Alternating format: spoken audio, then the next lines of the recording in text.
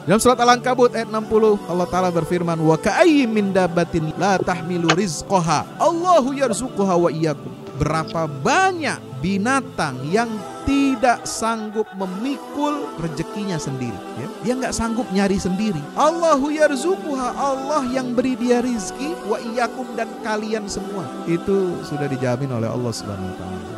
Ya, rezeki ini nggak akan berkurang, ya. Rezeki kita nggak akan ketukar dengan yang lain, ya. Jadi yang namanya rezeki itu sudah ada takarannya. Inna kulla syai'in khalaqnahu biqadar. Sudah ditetapkan, sudah ada kadarnya.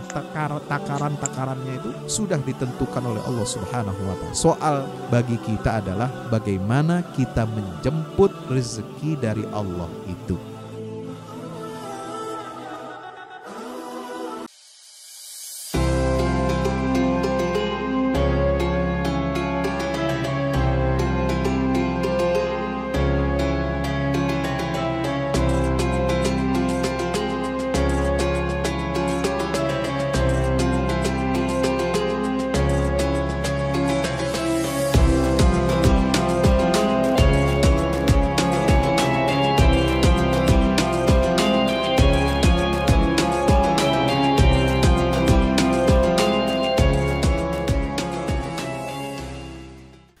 Bismillahirrahmanirrahim. Assalamualaikum warahmatullahi wabarakatuh.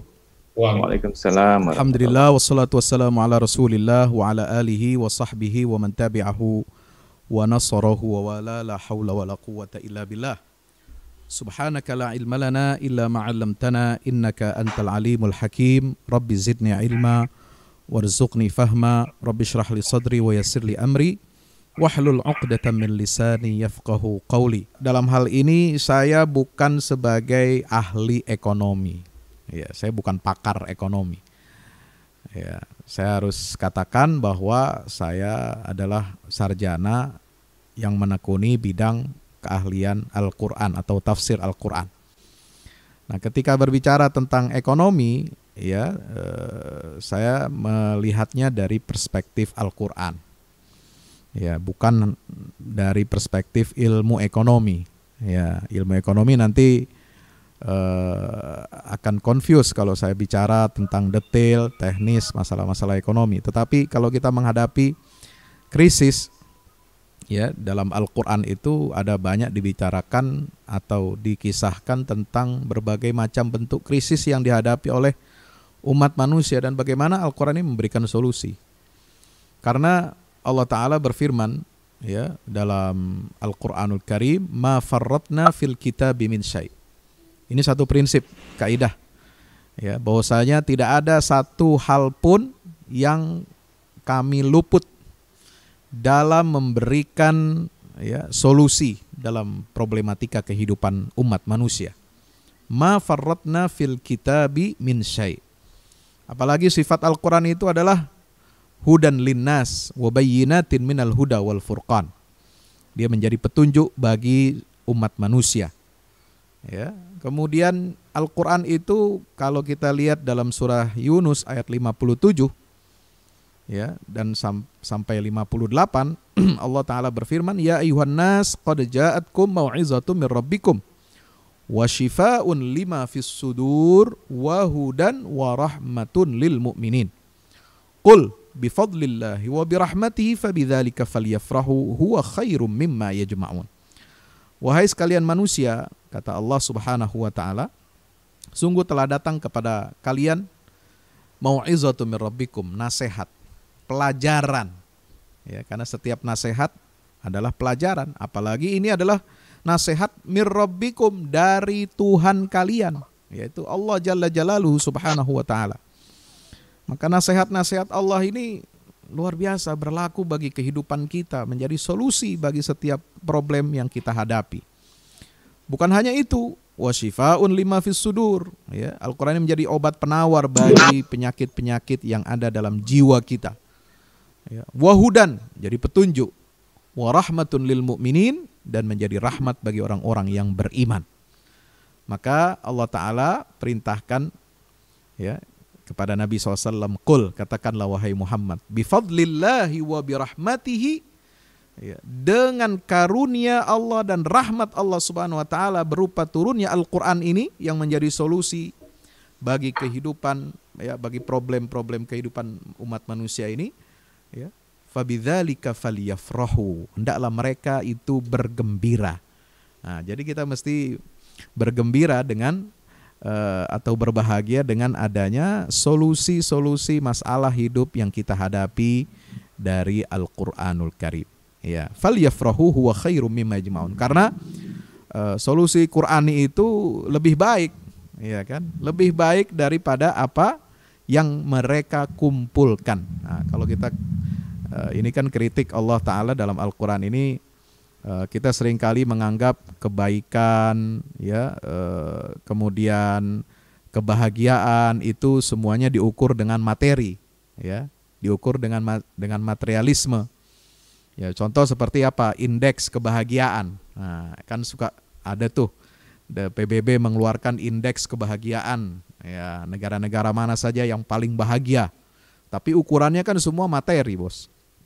Ya, mulai dari apa? Indeks pertama, indikatornya kebahagiaan itu adalah di situ diukur dari pendapatan. Ya, pendapatan. Kemudian kebebasan. Freedom, ya, kebebasan apa saja, ya, termasuk berekspresi, mungkin juga kebebasan seksual dan lain sebagainya. Lalu kepercayaan, ya, kemudian usia harapan hidup, lalu tunjangan sosial dan keramahan. Itu indikator-indikator dari indeks kebahagiaan. Nah, sahabat dirahmati Allah Subhanahu wa taala, maka itu solusi Al-Quran ini kalau dipakai untuk kita ini adalah bersifat jangka panjang. Ya, huwa khairun mimma yajma'un. Itu lebih baik daripada apa yang mereka kumpulkan selama hidup di dunia. Kenapa? Karena harta dunia yang sifatnya, ya, keduniawian itu semua bersifat fana. Dia tidak kekal. Sementara petunjuk Al-Quran ini untuk kebahagiaan kita di dunia sampai di akhirat. Nah, oleh sebab itu kita sebagai muslim dituntut untuk menggali nilai-nilai dari Al-Qur'anul Karim. Nah, kalau kita selidiki, ya, sedikit saja sebagai suatu gambaran, ya kan, apa itu resesi ekonomi, nanti ini biar dibahas oleh Pak ahli ekonomi, ya. Tapi kalau saya bisa mengutip, ya, definisi apa itu resesi ekonomi, itu kan yang disebut dengan resesi adalah periode penurunan ekonomi. Sementara di mana perdagangan dan aktivitas industri itu berkurang, ya, yang di mana itu ditandai dengan turunnya PDB, produk domestik bruto, dalam dua kuartal berturut-turut. Nah, itu pengertian resesi. Atau perlambatan, kontraksi besar dalam kegiatan ekonomi, penurunan pengeluaran yang signifikan umumnya mengarah ke resesi. Nah, kalau kita sekarang bicara resesi ini, adanya perlambatan ekonomi diakibatkan oleh apa? Pandemi global. Karena dunia ini kan terkoneksi, ya, terintegrasi, dari satu negara ke negara lain. Ini semua mengalami integrasi keuangan itu bersifat global, ya, integrasi finansial, integrasi perdagangan, ekspor impor. Nah, sementara ada penyakit pandemi global ini yang menyerang 200 lebih negara di dunia, ya, ini membuat dalam hal ini negara, aktor-aktor negara dan juga society, masyarakat ini terkena dampak yang luar biasa, terutama dalam aktivitas ekonomi.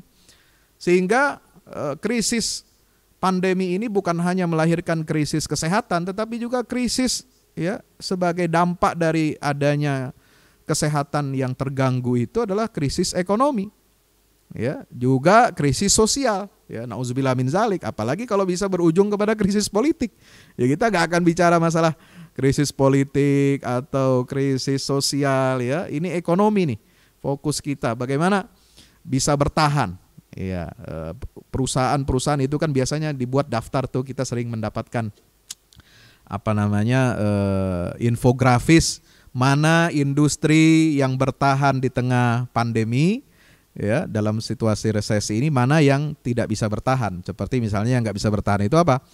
hotel, perhotelan, ya, penerbangan, transportasi massal, karena jelas ya, travel termasuk ini, travel baik travel apa saja, travel biro wisata umum atau biro wisata religi, umroh dan haji termasuk, ini terkena dampak yang sangat luar biasa, mengalami kontraksi. Mudah-mudahan ada solusi dalam jangka waktu yang dekat ini dengan mulai dibukanya kembali umroh meskipun dalam skala yang terbatas, ya. Sahabat-sahabat yang dirahmati Allah Ta'ala, selain itu apa? Ya, jasa perhotelan, penerbangan, kemudian ya, ini yang sangat terkena dampak, ya. Dan juga jasa-jasa yang di situ melibatkan banyak sekali kerumunan massa, ya kan? Nah, yang bertahan sekarang itu adalah sekarang itu sedang digalakkan apa? Semua ekonomi dilakukan secara digital, ya, marketplace, kemudian teknologi informasi. Nah, itu sekarang ini justru jadi booming karena semua beralih, rapat-rapat perusahaan, rapat-rapat kantor, rapat-rapat pemerintah, perusahaan swasta, BUMN, semuanya menggunakan aplikasi, metode teknologi informasi, seperti halnya kita sekarang ini pengajian virtual. Saya sejak pandemi ini, ya, mendapatkan hikmah yang luar biasa. Setelah Idul Fitri kemarin saya bikin studio mini, ya, untuk apa? Untuk bisa tetap menyalurkan ilmu ataupun dakwah ini ke tengah-tengah masyarakat, karena luar biasa ini yang namanya, karena pandemi global ini kan ini dampak kepada perkumpulan massa itu ya luar biasa. Kita membatasi diri, ada social distancing dan lain sebagainya. Dari 20 kajian rutin saya sebulan itu yang hidup sekarang ya tinggal 2, satu online, satu offline, ya. Itu yang rutin, ya, belum yang undangan-undangan insidental, ya. Ini ya, luar biasa dampaknya kepada kita semua, ya, termasuk para ustadz. Ya, itu banyak yang teriak itu dulu, ustadz-ustadz yang apalagi guru-guru ngaji, ya, guru ngaji baik di kampung maupun di kota, karena aktivitas perkumpulan jamaah pengajian majelis taklim ini dihentikan, ya, sampai batas waktu yang tidak tertentu, ya, ini semua berdampak luar biasa. Maka sahabat dirahmati Allah, maka di tengah situasi krisis ini, ya, Al-Quran pasti memberikan solusi, ya, Al-Quran pasti memberikan solusi, ya. Bagaimana kita menghadapi perlambatan ekonomi, bagaimana ini semua bisa kita lewati, ya. Yang pertama tentu saja, ya, kita harus menguatkan mental, ya. Ini solusi yang pertama, itu adalah solusi yang bersifat spiritual, ya, dari Al-Quran. Soal rezeki, soal rezeki ini, ya, Allah sudah jamin, ya kan? Ini yang harus kita tanamkan dulu, kita kuatkan akidah kita dulu, ya. Soalnya apa sih resesi ini? Ya, sebenarnya uang itu nggak ada yang berkurang, betul nggak? Ya, uang yang beredar di Republik ini, di negara ini dan di seluruh dunia nggak ada yang berkurang, bahkan mungkin yang saving justru lebih banyak, karena lebih banyak orang berhemat, nggak ke mall, ya, nggak lagi belanja sering-sering. Kita biasa tiap minggu, ya, ke mall sambil cuci mata belanja, ya, dari yang pernik-pernik kecil-kecil, ibu-ibu, remaja, sampai yang belanja yang berat-berat. Sekarang itu terhenti kan aktivitas itu. Atau makan dengan keluarga, ya, seminggu sekali, 2 minggu sekali di mall atau di restoran, itu juga berhenti sekarang, ya. Semua kita pesan dari rumah misalnya. Nah, ini kan juga mengurangi kos. Artinya apa?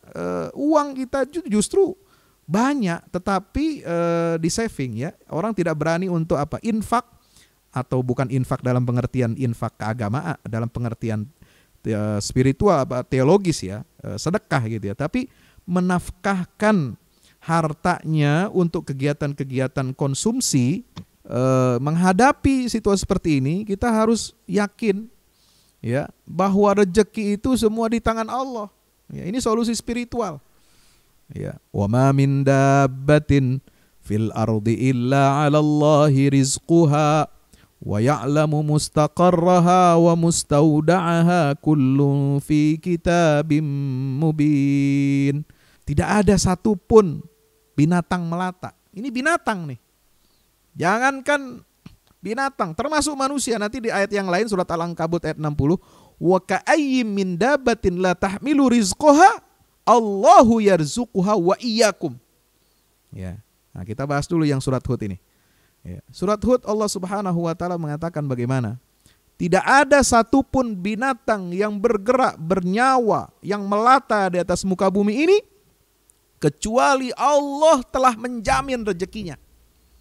Illa 'alallahi rizquha. Ya. Itu sudah menjadi hak dan kewajiban Allah. Jadi Allah itu menyatakan kewajiban atas dirinya. Ala itu dalam bahasa Arab itu menunjukkan obligasi, makna obligatif ya. Bukan saham obligasi nih ya. Itu urusannya Pak Indra ya, teman-teman teman-teman praktisi pelaku ekonomi itu ya. Ini yang bersifat obligatif, mandatori. Allah memandatkan kepada dirinya sendiri. Alallahi rizquha. Ya. Allah pasti jamin rezeki semua binatang yang melata, yang bergerak, yang bernyawa di atas muka bumi ini. Ya. Wa ya'lamu mustaqarraha wa mustauda'aha. Bahkan bukan hanya itu. Allah mengetahui ya, di mana alamat tempat ya si dabah, si hewan, si binatang itu, di mana dia bertempat tinggal, bersarang, Allah tahu dan Allah hantarkan rezekinya ke situ. Ya'lamu mustaqarraha. Padahal saya mau tanya jamaah sekalian, ya, saudara, Bapak Ibu yang dirahmati Allah, ketika minta rezeki sama Allah, pernah nggak, ya, ngisi formulir, kasih nama, kasih alamat. Ya Allah, tolong kirim rezeki saya, alamat saya di sini. Ngisi formulir. Pernah nggak begitu? Seperti Bapak Ibu ngisi formulir mau berangkat umroh ya, ke travel gitu ya. Ya, atau kita pesan makanan, minuman secara daring, online ya. Itu kita tulis alamat supaya sampai ke tujuan kita. Nggak pernah kita minta rezeki kepada Allah tanpa harus kita menyatakan alamat itu, tanpa kita harus minta di sini. Allah sudah tahu dan Allah pasti antarkan rezeki kita itu ke alamat kita masing-masing. Subhanallah. Wa mustauda'aha, bukan hanya itu. Allah juga tahu ya di mana tempat penyimpanan ya dabah itu. Itu ada beberapa penafsiran, di antaranya tempat berlindung, mustauda itu, dan yang kedua ada lagi tempat di mana kita nanti akan mati dan akan dikebumikan. Di mana tempatnya itu Allah yang tahu. Subhanallah. Jadi itu luar biasa. Ini akidah. Ya, seorang muslim harus memiliki akidah yang kuat soal rezeki. Ya. Dalam surat Al-Ankabut ayat 60 Allah Ta'ala berfirman, wa ka'ayyim min dabatin la tahmilu rizqaha Allahu yarzuquha wa iyyakum. Berapa banyak binatang yang tidak sanggup memikul rezekinya sendiri. Ya, dia nggak sanggup nyari sendiri. Allahu yarzuquha, Allah yang beri dia rizki, wa iyyakum, dan kalian semua. Subhanallah. Ya, itu sudah dijamin oleh Allah Subhanahu Wa Taala. Ya, rezeki ini nggak akan berkurang. Ya, rezeki kita nggak akan ketukar dengan yang lain. Ya, jadi yang namanya rezeki itu sudah ada takarannya. Ya, inna kulla syai'in khalaqnahu biqadar. Sudah ditetapkan, sudah ada kadarnya, takaran-takarannya itu sudah ditentukan oleh Allah Subhanahu Wa Taala. Soal bagi kita adalah bagaimana kita menjemput rezeki dari Allah itu. Ya, kita harus berikhtiar, berusaha, menciptakan peluang-peluang.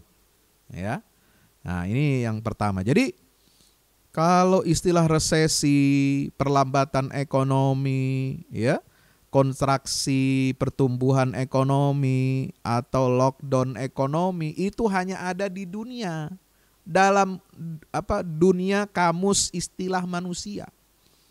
Tapi bagi Allah, ya, ini dari sisi Al-Qur'an ya, dari sudut pandang teologis, sudut pandang keimanan, Allah nggak pernah berhenti mengalirkan rezeki buat hamba-hambanya. Nggak ada istilah lockdown ekonomi dari Allah. Nggak ada istilah Allah ya rezeki yang sampai kepada kita ini mengalami resesi. Enggak, itu cuma dalam konteks negara, hubungan antar bangsa. Indikator ekonomi yang materi iya ya, mengalami resesi. Tetapi untuk tiap-tiap pribadi kita, ya, tiap-tiap hamba Allah, tiap-tiap binatang itu nggak ada istilah resesi dalam kehidupannya. Nggak ada istilah lockdown, dompet nggak ada. Ya, kalau berkurang penghasilan pendapatan mungkin, ya, karena ada pengaruh dari situasi sosial di suatu negara dan hubungan antar bangsa, ya, karena kita terintegrasi dalam apa yang disebut dengan globalisasi ekonomi. Ya, itu pasti ada dampak pengaruhnya. Tetapi untuk pribadi-pribadi kita, ini rezeki Allah itu nggak pernah lockdown. Rezeki Allah itu nggak pernah ada resesinya, bos. Rezeki Allah itu terus ngalir buat kita. Ya, ada atau tidak ada pandemi, ada atau tidak ada resesi ekonomi, rezeki Allah itu terus mengalir buat hamba-hambanya dan buat seluruh makhluk. Allahu yarzuquha wa iyyakum. Nah ini kita mantapkan dulu nih spiritual kita, ya. Ini yang pertama, poin yang ingin saya sampaikan. Yang kedua, ya, jamaah sekalian dirahmati Allah Subhanahu wa taala, Al-Qur'an mengajarkan kita untuk apa? Ya, di saat resesi supaya kita bisa survive, supaya kita bisa bertahan ya dari dari tekanan ekonomi yang disebabkan oleh aktor ya di luar diri kita secara pribadi. Ini kan yang bermain itu aktor state, itu dampak dari luar ya kan. Kemudian menyebabkan proses ekonomi ekspor impor ya dengan transportasi yang begitu rupa itu mengalami hambatan-hambatan. Ya, produksi jadi menurun. Kenapa? Karena pabrik-pabrik nggak bisa menampung 100% tenaga kerja karena memperhatikan protokol kesehatan. Nah, itulah yang menyebabkan terjadinya pelambatan ekonomi. Ya, tidak ada kerumunan di pasar-pasar dan di mal-mal. Ya, makanya ketika ada PSBB ya, misalnya PSBB total gitu di Jakarta kan pengusaha-pengusaha pada teriak. Ya, ini berdampak ini pada usahanya gitu ya. Tapi di satu sisi, mana yang mau diprioritaskan? Kesehatan manusia dulu atau ekonomi dulu? Nah, ini kan yang kadang-kadang tidak mudah ini dalam mengambil kebijakan putusan. Nah, itu bukan bagian kita ya. Tetapi bagaimana yang harus kita lakukan ini selain pertama memantapkan nilai spiritual kita bahwa rizki itu di tangan Allah. Ya, rizki itu bukan dari negara, rizki itu bukan dari perusahaan, rizki itu bukan dari aktor-aktor pelaku ekonomi global ataupun nasional, tetapi rizki kita ini semua dari Allah Subhanahu wa taala. Mereka itu cuma sebagai wasilah aja, sarana aja. Ya, Allah pasti sampaikan rezeki kok. Saya nggak berpikir ya dulu ketika awal pandemi itu, Masya Allah, kita takut, waduh, ini semua sudah kontak, wah khutbah Jumat berhenti semua, Pak Ustadz, ya di cancel semua, jadwal kita udah ada tour dakwah ke luar kota itu dari bulan Maret sampai bulan Ramadan itu sudah tersusun, cancel semua, waduh kita udah pusing. Tapi kalau enggak punya keimanan itu Pak, ya Allah berat Pak, berat. Kalau kita nggak percaya kepada ayat-ayat Allah ini, ya berat sekali. Qul may yarzuqukum minas sama'i wal ard. Ya. Wa may yukhrijul hayya minal mayyit wa yukhrijul mayyita minal hayy wa may yudabbirul amr fasayaquluna Allah. Faqul afala tattaqun. Ya, ini surat Yunus ayat 31. Ya, Allah Ta'ala berfirman, siapa ya, yang bisa memberikan kamu rezeki dari langit dan dari bumi? Siapa yang bisa menghidupkan, yang mengeluarkan suatu yang makhluk hidup dari yang mati? Atau sebaliknya, yang mengeluarkan sesuatu yang mati dari makhluk hidup? Siapa yang mengurus semua urusan ini di alam semesta? Maka kita harus berucap Allah. Allah Jalla Jalaluh yang ngurus semua. Dialah Al-Mudabbir. Dialah ya, the real owner. The real owner and only one owner. Alam semesta ini pemiliknya cuma satu.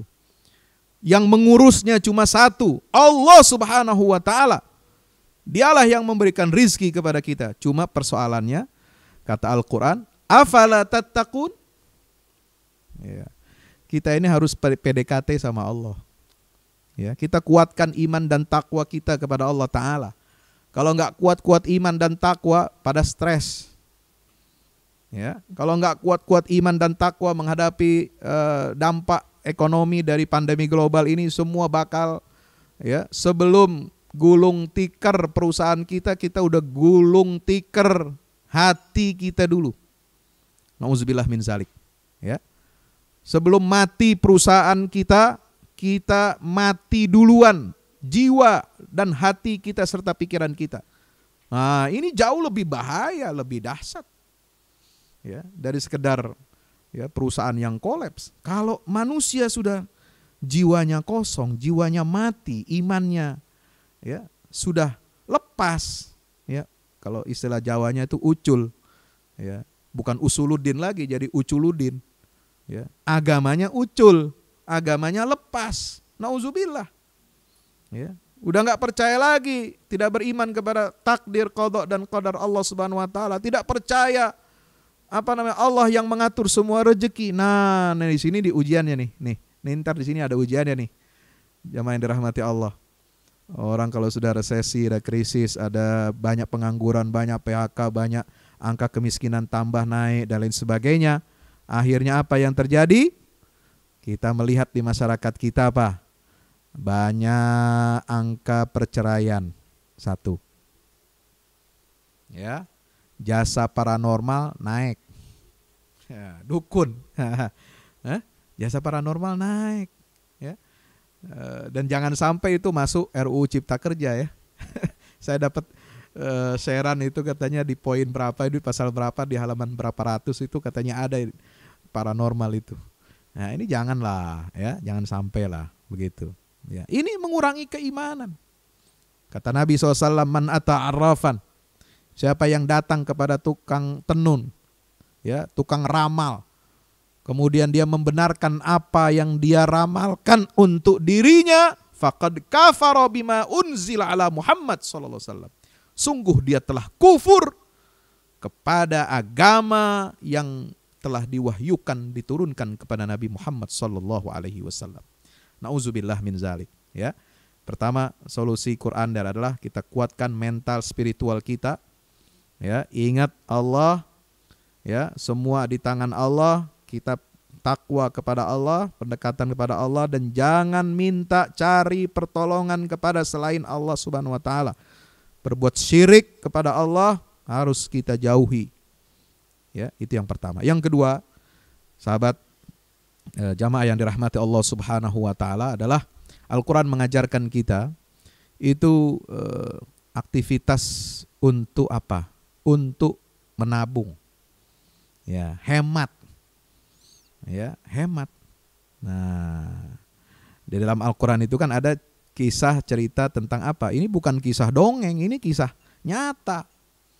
Ya, apa yang dialami oleh Nabi Yusuf alaihi salam. Qala ja'alni ala khazainil ardi inni hafizun alim. Kita baca surat Yusuf, Pak. Ya. Selain baca surat Al-Kahfi tiap hari Jumat, saya sarankan ya, jamaah sekalian, ya, menghadapi masalah, menghadapi ujian, menghadapi kesulitan hidup, ya, bacalah surat Yusuf. Benar.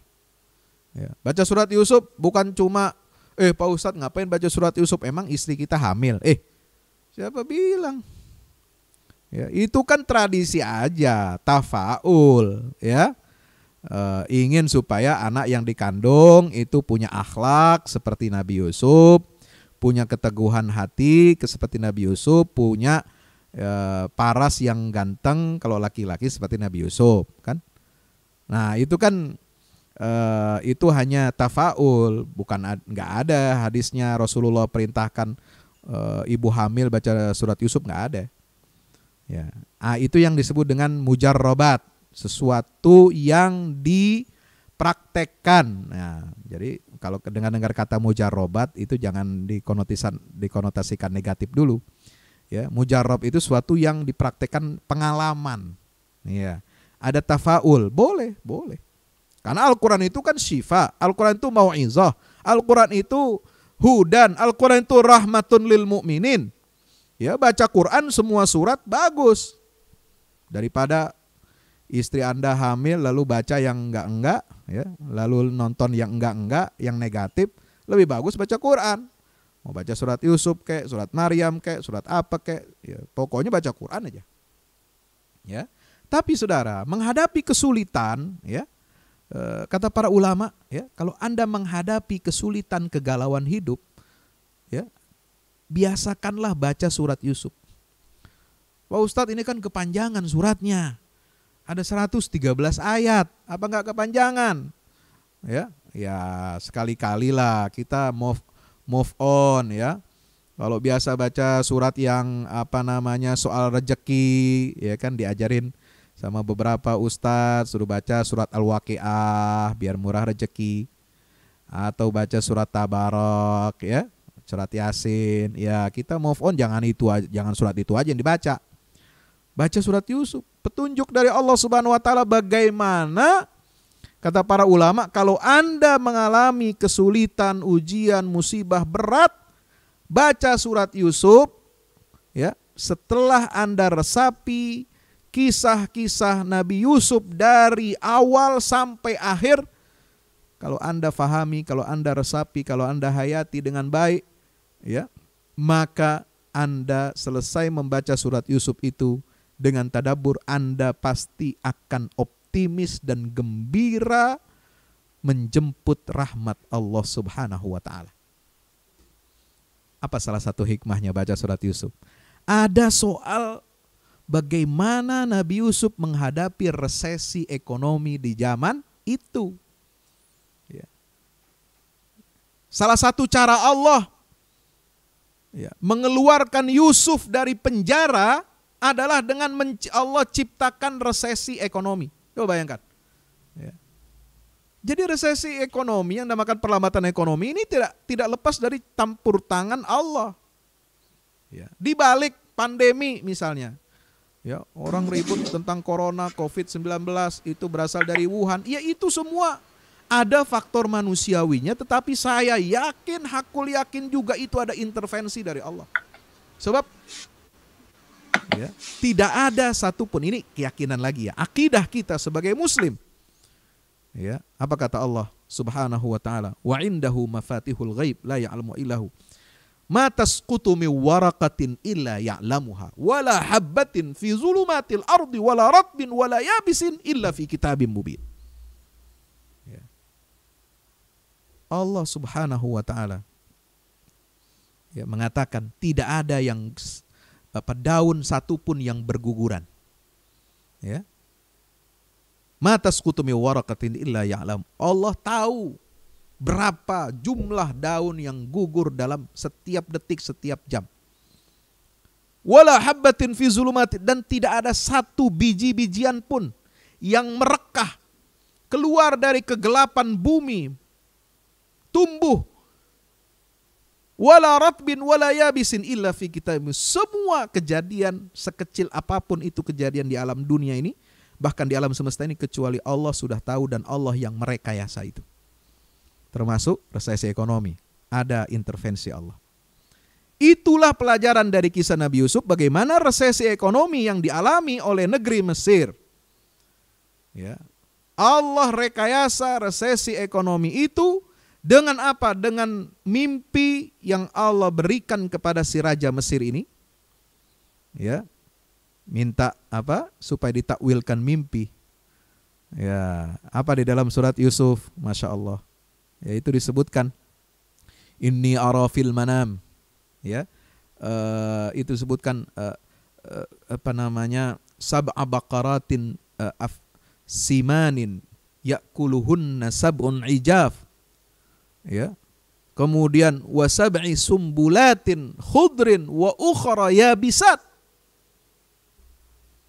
Aku bermimpi, ya, ada 7 ekor sapi betina yang gemuk dimakan sama sapi yang kurus-kurus. Lalu aku melihat 7 tangkai gandum bulirnya besar-besar. Dan di sampingnya ada 7 tangkai gandum yang kering.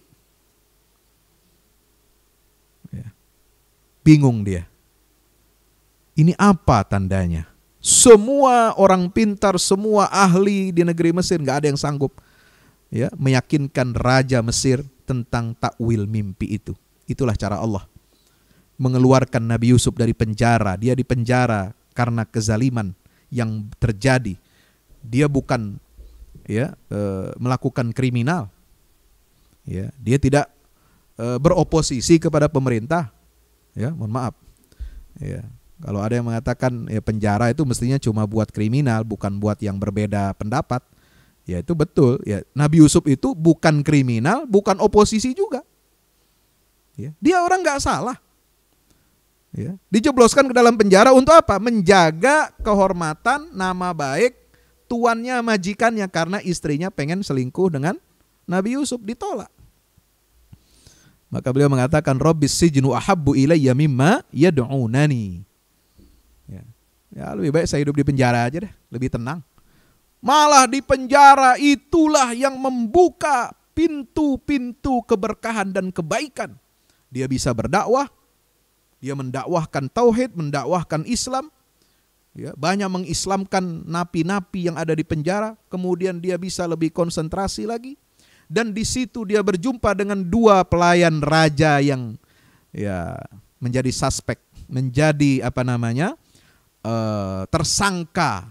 Ya, siapa yang meracuni makanan dan minuman raja? Nah, dari situlah Allah berikan mimpi, kemudian dari situ Yusuf dikeluarkan dari penjara. Ini rekayasa Allah Subhanahu wa taala buat resesi ekonomi di negeri Mesir untuk memunculkan potensi yang ada pada diri Nabiullah Yusuf alaihissalam. Maka dari situ Nabi Yusuf mengatakan, ya, dalam surat Yusuf itu jelas.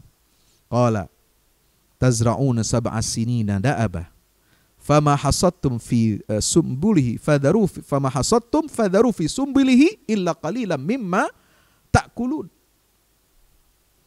Ya. Kalian akan menghadapi 7 tahun kemakmuran, dan setelah itu akan menghadapi 7 tahun musim paceklik, kemarau, resesi ekonomi. Maka apa yang harus kalian lakukan? Tazra'una sab'a sinina da'aba. Jangan berhenti produksi dan jangan berhenti menanam. Ya. Harus ditingkatkan kerja, ditingkatkan produktivitas selama 7 tahun itu, tidak boleh berhenti. Tazra'una sab'a sinina da'aban. Kata-kata da'aban itu apa, menunjukkan kerja keras, kerja cerdas, dan kerja tuntas. Itu kalau saya memahami istilah da'aban dalam Al-Quran itu. Ad-da'ub. Ya. Makanya ada hadis kan, ya, kalau tidak salah hadis Nabi itu, bahwasanya sholat tahajud itu adalah da'bus sholihin, kebiasaan orang-orang saleh. Nah, kata da'bun, nah, kalau bahasa Al-Quran itu da'aban, ad-da'ub, itu adalah suatu kerja keras. Memang, ya, untuk bisa tahajud orang itu perlu kerja keras, perlu komitmen yang keras gitu maksudnya, ya, perlu kesungguhan.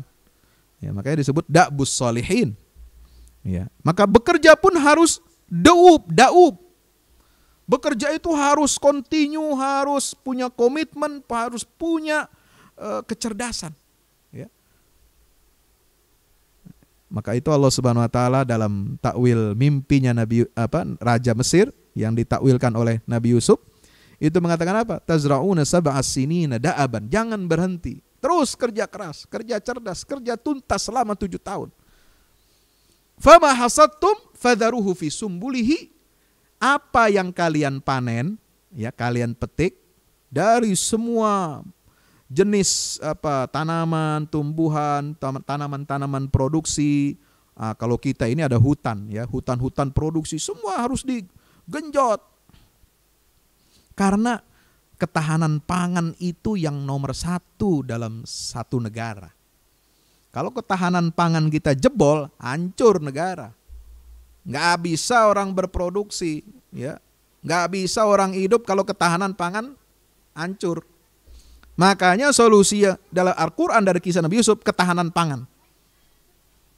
Ya, ketahanan pangan harus kita bangun di tengah resesi ekonomi. Kenapa? Mungkin pekerjaan berkurang, order pesanan, ya kalau kita punya usaha, pelaku ekonomi turun drastis. Jasa juga sama, ya jasa penerbangan, jasa pariwisata, jasa haji, umroh, semua turun dan minus, ya. Tapi rakyat tidak boleh lapar, rakyat tidak boleh kelaparan. Maka fokus di situ kerja pemerintah adalah apa? Harus memenuhi ketahanan pangan sebagai bentuk tanggung jawab moral dan tanggung jawab akidah seorang pemimpin terhadap rakyatnya. Nah, kalau nggak mau susah jadi tanggung jawab besar, ya orang nggak usah jadi pemimpin. Ya pemimpin itu memang ditakdirkan untuk memikul beban yang berat. Ya. Kalau berpikir mau jadi pemimpin yang enak-enak aja, jangan jadi pemimpin, bos. Ya, pemimpin itu tanggung jawabnya memang begitu, berat. Dia tanggung jawab. Dan tanggung pertama adalah ketahanan pangan. Ini untuk suatu negara. Ya. Apa yang kalian petik, kalian hasilkan selama 7 tahun itu, biarkan dia fadharu fi sumbuli. Biarkan itu tetap berada di tangkainya. Kalau gandum itu nggak usah diinikan, kecuali sedikit yang untuk kalian konsumsi, untuk kalian makan. Jadi dibangunlah gudang-gudang, ya, untuk sentra-sentra pangan, ya, dan sebagainya. Itu yang dilakukan oleh Nabi Yusuf alaihissalam. Itu yang disebut dengan kita harus berhemat. Ya, masa kemakmuran 7 tahun kita harus banyak hemat, saving, nabung untuk menghadapi masa sulit. Ya, maka itu kan kita sering melihat kalau ada pakar ahli manajemen, ahli keuangan itu selalu ada istilahnya dana darurat. Nah, ada dana darurat, ada hitung-hitungannya itu dana darurat, berapa gaji kita, berapa mestinya ada dana darurat, itu ada hitung-hitungannya itu para ahli manajemen keuangan, ya. Maka kita harus belajar. Jadi baca surat Yusuf jangan hanya ya sekilas begitu aja. Di situ ada konsep teori ekonomi yang luar biasa. Ya. Kita harus ambil ibrahnya. Afala tatadabbarun, afala taqilun, afala tatadakkarun. Kita harus ambil pelajaran dari kisah-kisah Al-Qur'an. Itu bukan kisah untuk pengantar dongeng tidur. Ya, bukan dongeng pengantar tidur itu, kisah Al-Qur'an. Kisah yang nyata, kisah yang penuh ibrah. Laqad kana fi qasasim ibratul liulil albab. Makanya akhir surat Yusuf itu mengatakan apa? Dalam kisah-kisah nabi-nabi itu, terutama Nabi Yusuf di surat Yusuf ini, ibratun liulil albab. Itu semua ada pelajaran bagi orang yang berakal. Maka haditsan yuftara, membuktikan bahwasanya Al-Qur'an bukan perkataan abal-abal. Al-Quran bukan kitab sembarangan. Al-Quran bicara tentang ekonomi. Al-Quran bicara tentang politik. Al-Quran bicara tentang hubungan sosial. Al-Quran bicara tentang hukum peperangan, perdamaian, peperangan antar bangsa. Al-Quran bicara tentang akhlak, Al-Quran bicara tentang keluarga, Al-Quran bicara tentang seluruh aspek kehidupan manusia. Maka haditsan yuftara. Ya, maka kita harus posisikan Al-Quran ini sebagai apa? Solusi bagi kehidupan kita, bagi persoalan hidup kita. Insya Allah. Nah, sahabat yang dirahmati Allah Subhanahu Wa Taala, yang ketiga solusi dari Islam ini, kalau kita bicara dari Al-Quran itu adalah ya infak atau konsumsi kita jangan berlebihan.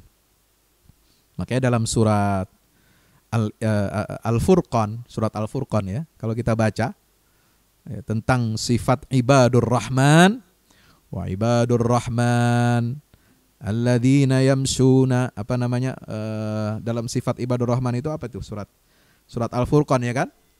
Itu kan diantara cirinya apa? Tidak berzina, mempunyai sifat tawadu, ya, tawadu, rendah hati, tidak sombong.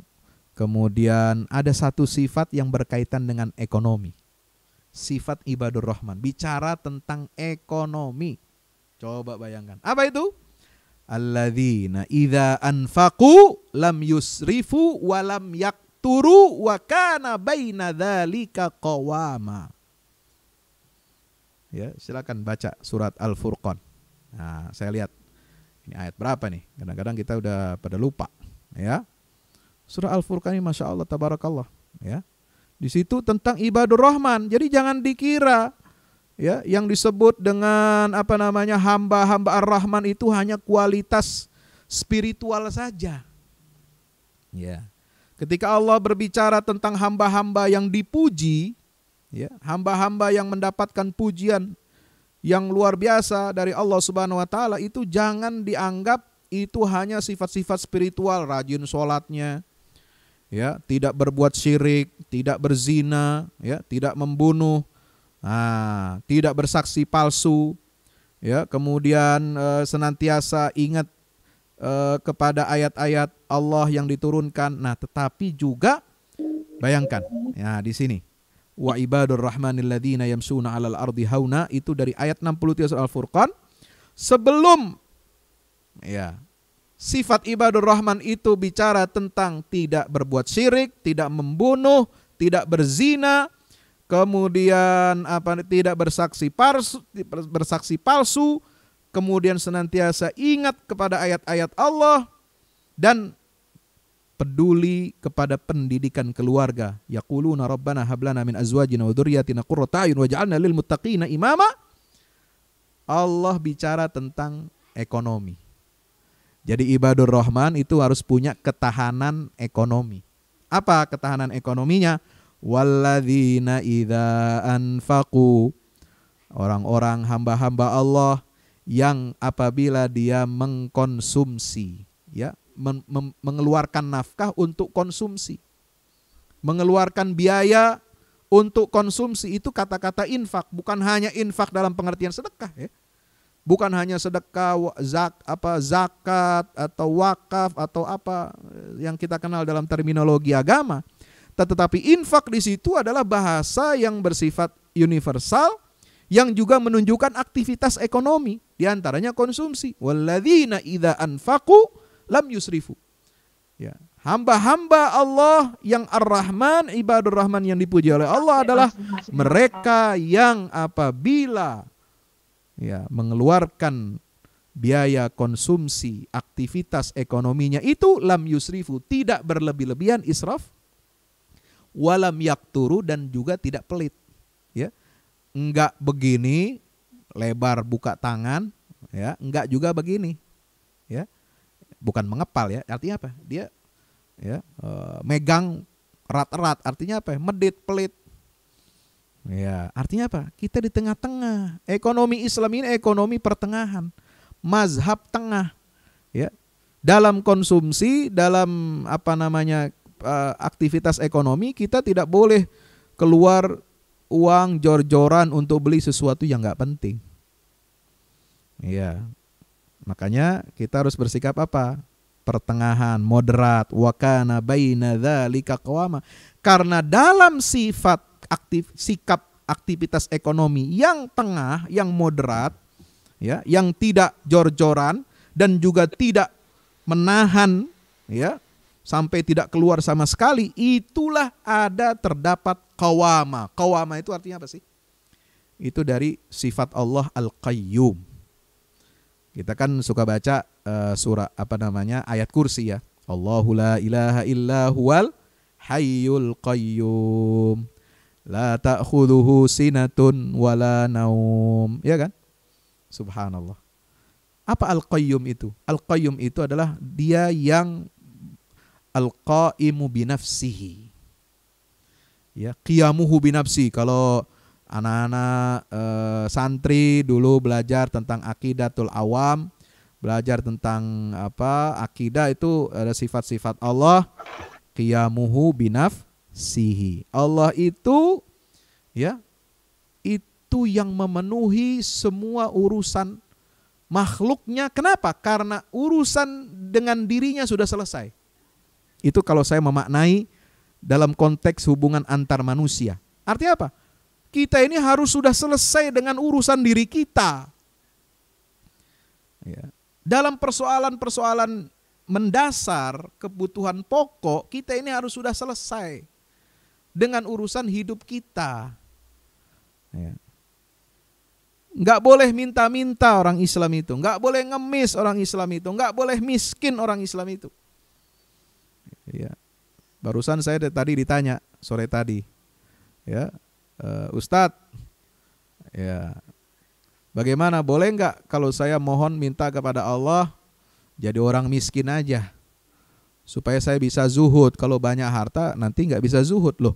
Saya bilang, ya, zuhud itu kalau Anda punya harta yang banyak lalu Anda tidak tergoda dan tidak dijajah oleh harta Anda, itu baru zuhud. Kalau miskin apanya yang mau dizuhudin? Ya, kalau nggak punya uang apa yang mau dizuhudin? Ya. Zuhud itu justru para sahabat Nabi, Abdurrahman bin Auf itu zuhud kepada dunia. Dia nafkahkan, dia infakkan hartanya di jalan Allah. Zuhud itu seperti Utsman bin Affan. Hartanya banyak. Sekali sedekah, ya, sekali sedekah nih Utsman bin Affan, satu kantong itu 10.000 dinar emas.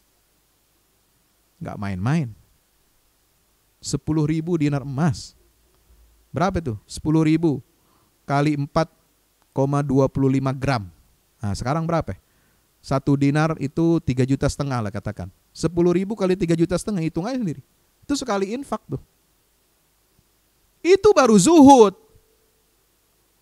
Ya, dunia itu tidak bercokol dalam hatinya, tapi cuma ada di tangannya, dan dia keluarkan dari tangannya itu untuk apa? Infak di jalan Allah Subhanahu wa ta'ala. Itu baru zuhud. Jangan kita minta miskin ya. Kalau Nabi minta miskin itu dalam pengertian kemiskinan yang positif.